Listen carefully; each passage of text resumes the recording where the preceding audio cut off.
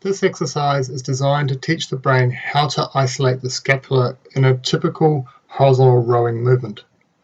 In particular, it's the retraction and depression, and then rolling forward into protraction through the scap. That's really important.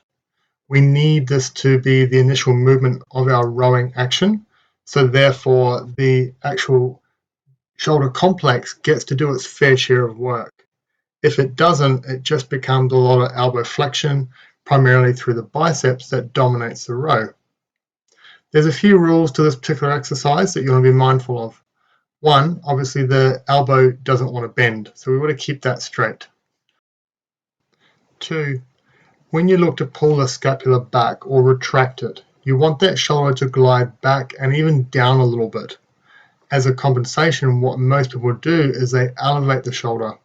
This is because of the strength and balance between the upper traps and the lower traps. The lower are very weak and the upper traps are very dominant. So there, of course, the brain wants to send the shoulder into a shrugging type motion.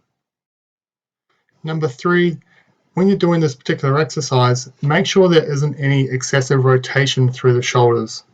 As a compensation for particularly a lack of mobility, the body will naturally want to rotate or twist the shoulders to compensate for a lack of range where the shoulder is moving in isolation. And that's exactly what we want. We only want to see the shoulder blade rolling forward along the ribs and then back along the ribs.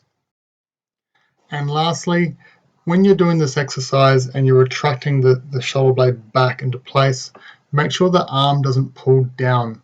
So you want to keep your arm in line with your shoulder joint. And then, of course, if you look at the cable and the direction of pull with the cable, if you start to see that as you retract that shoulder blade back, that the arm tends to want to drop down and away, that's a good indication that your lats are getting too involved. Obviously, your lats are a strong muscle, but they will be compensating for the smaller muscles that should be doing the work.